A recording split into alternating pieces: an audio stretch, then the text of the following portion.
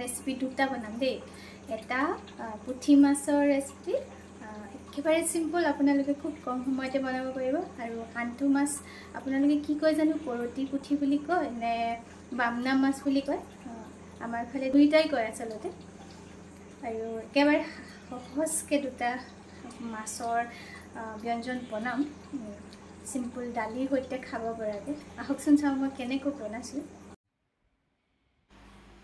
এয়া কৰতি মাছ আজি দাদাজনে দি থৈ গৈছিলে আৰু এইখিনিতে ধুনীয়াকৈ বাছি লওঁ কৰতি মাছবিলাক বাছিবলৈ ইমান অসুবিধা নাই কাৰণ ওপৰৰ কাণখনৰ পৰা দুইটা সাইড যদি আমি এনেকৈ এৰুৱাই দিওঁ তেতিয়া যিমান বেয়া ফুলৰ সৈতে যিমানখিনি বেয়া আছে গোটেইখিনি ওলাই যায় এইটো সিস্টেমত এনেকৈ এনে সৰু মাছ বাছিবলৈ কিন্তু সঁচাকৈ অকণমান অসুবিধা লাগে বিশেষকৈ গৰমৰ দিনত নহয়নে আৰু কৰতি মাছ আপোনালোকে কেনেকৈ খায় বাৰু আমাৰ ঘৰত আকৌ সকলোৱে ভাজি খাইহে ভাল পায় ফ্ৰাই কৰি তেতিয়া ঘিউ ঘিউ ভাৱ এটা আহে আৰু এয়া মাছ এনেকৈ মই এইখিনি বাছি লৈছোঁ আজি আকৌ পুঠি মাছো পালোঁ ইমান ধুনীয়া আছিলে পুঠি মাছখিনি চাওকচোন পুঠি মাছৰ খুব ধুনীয়াকৈ একেবাৰে সিম্পল সহজ পদ্ধতিৰে মই আজি পাতত দিম তাকো মই হালধি পাতত দিম একেবাৰে সাধাৰণ এখন পিটিকা কিন্তু খাবলৈ বহুত বেছি টেষ্টি আপোনালোকে যদি এনেকৈ বনায় খাবলৈও ভাল পাব আৰু খুব সহজে বনাব পাৰিব পুঠি মাছখিনি দেখিলেই মানে গম পাব কালাৰটো ইমান ধুনীয়া চাওকচোন আৰু পুঠি মাছৰো সেই কাণ দুটা যিমান পাৰি আৰু দেই সৰু যিহেতু তথাপিও অতৰাই দিব লাগে তাতেই বালিবিলাক থাকে এয়া চাওক আজি এইটো পুঠি খাম এইজনী অকণমানি পুঠি খাম আৰু এতিয়া এই মাছখিনি ধুনীয়াকৈ ধুই লৈছোঁ তাৰপিছতে এতিয়া অলপ লৈ লৈছোঁ লৈ এইখিনি পিটিকাৰ কাৰণে মই পাতত দিবৰ কাৰণে লৈছোঁ আৰু এইখিনি দেখিছেনে কৰতিখিনি সেইখিনিও ধুই পখালি ল'লোঁ এইখিনি ফ্ৰাই কৰিবৰ কাৰণে লৈ লৈছোঁ নিমখ আৰু হালধি অকণমান সানি দিম পাতত দিবৰ সময়ত বহুত বেছি একো নিদিলেও কিন্তু সেই একেই সোৱাদ হয় দেই মই তেনেকৈ পাতত দিলে খাই বেছিহে ভাল পাওঁ আচলতে বহুতে সৰিয়হ পেষ্টটো দি দিয়ে কলপাতত বা যিকোনো পাতত দিয়া মাছত সেইটো টেষ্টটো বেলেগ কিন্তু এনেকৈ আমাৰ অসমীয়া পদ্ধতিৰে বনাই খালে এই সোৱাদটো কিন্তু আৰু সুকীয়া হয় আকৌ দেই এইখন এয়া হালধি পাত দেখিছেনে এয়া লৈ লৈছোঁ লৈ ইয়াতে মই এতিয়া পুঠি মাছখিনি দি দিম হালধি পাতকেইখন আৰু অকণমান ডাঙৰ হ'লে ভাল হয় মোৰ বৰ বেছি দিন হোৱা নাই হালধিবিলাকৰ পাত ওলোৱা সেইকাৰণে দেই আৰু ইয়াত নহৰু গোটা গোটে দি দিছোঁ কমেও 10-12টামান হ'ব আৰু কেঁচা জলকীয়া এয়া দেখিছেনে এয়া হ'ল নেমুৰ পাত কুমলীয়া পাত এয়া কিয় দিয়া হয় জানেনে যেতিয়া ধনিয়া চিজন নাথাকে বা ধনিয়া যদি নাথাকেও তেতিয়া মাছৰ যিটো এক্সট্ৰা গুণ থাকে সেইটো মাৰিবৰ কাৰণে দিয়া হয় আৰু এক্সট্ৰা এটা ফ্লেভাৰ ওলাই খুব ভাল লাগে আৰু যিমান পাৰি পাতখিনি এনেকৈ প্ৰথমতে মই মিলাই লৈ টোপোলাটো কৰি লৈছোঁ যিহেতু মই সিলভাৰ ফয়েল ব্যৱহাৰ কৰিমেই সেইকাৰণে বৰ বিশেষ কথা নাই যে পাত মানে কিখন সৰু হ'লেও সিলভাৰ ফয়েলত মেৰিয়াই দিয়াৰ লগে লগে এই ভিতৰৰ পৰা এইখিনি আৰু ওলাই নাহে আৰু জুইত যিহেতু দিব নোৱাৰোঁ মই তাৱা বা কেৰাহীতে এনেকৈ পাতত দিব লাগিব গেছত সেইকাৰণে সিলভাৰ ফয়েলেৰে মেৰিয়াই দিছোঁ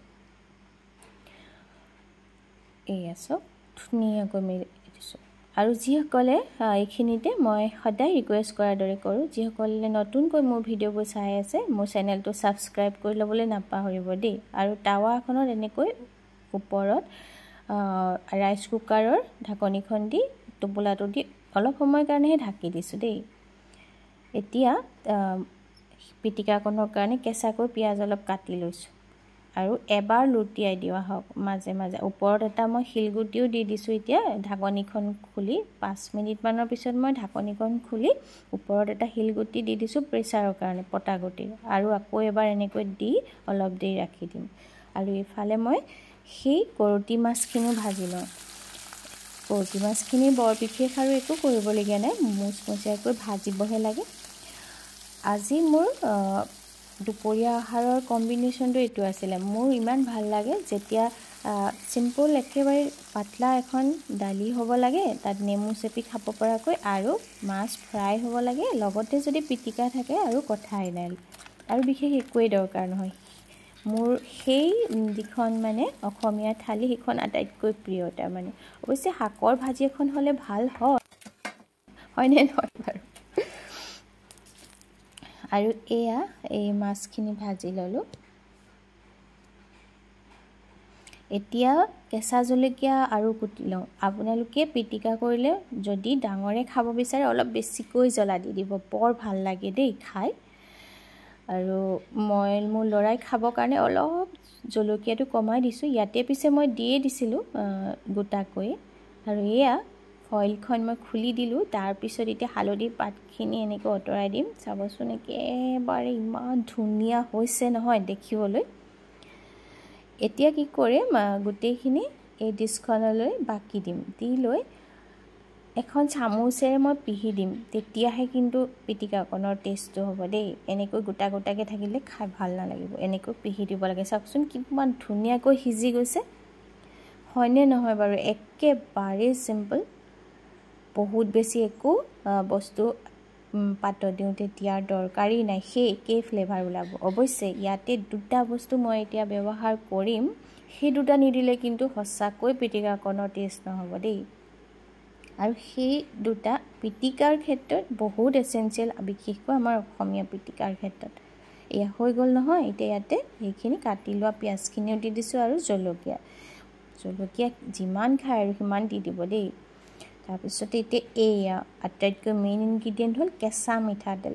এনেকুৱা ধুনীয়া এটা ফ্লেভাৰ আনে নহয়। আৰু এয়া দি দিছোঁ নিমখ দিয়াৰ পিছত এইটো এটা মেইন ইনগ্ৰিডিয়েণ্ট, সেইটো হ'ল নেমুকণ যদি চেপি দিয়ে গোটেই ফ্লেভাৰটো, মানে যিমান মাছৰ ফ্লেভাৰ আছে নিমখৰ সৈতে মিলি আৰু কেঁচা পিঁয়াজৰ সৈতে মিলি এক্সট্ৰা এটা সোৱাদ হয়। পিটিকাকণত কিন্তু পিঁয়াজকণ কেঁচাকৈ হ'লেহে সেই আপোনালোকে টেষ্টটো পাব। আৰু ইয়াতে যদি কেঁচা ধনিয়া অকণ দি দিব পাৰিতো কথাই নাই। পিছে নেমুৰ পাত দিছোঁ নহয়, খাবলৈ একেই সোৱাদ হ'ব, বৰ টেষ্ট হয়। আৰু এয়া মোৰ ৰেডি পিটিকা, লগতে থালিখনো সজাই লওঁ আহক। মই কৈছিলোঁ নহয় মোৰ চিম্পল থালিখনত দৰকাৰ হ'লে বইল হ'লেও হ'ল দালিকণ, তাত একো কথাই নাই।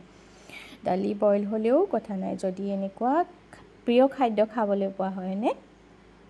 আৰু এয়া মাছ, আৰু এইখিনি হ'ল আজি বনোৱা মোৰ পুঠি মাছৰ পাতত দিয়া পিটিকা, তাকো আকৌ হালধি পাতৰ সৈতে।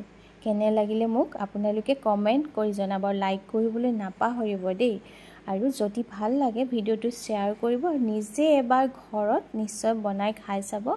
আৰু মোৰ চেনেলটো যদি ভিডিঅ'বোৰ চাই আপোনালোকৰ ভাল লাগে ছাবস্ক্ৰাইব কৰি ল'বলৈ নাপাহৰিব দেই। আজিলৈ আহোঁ, বহুত ধন্যবাদ।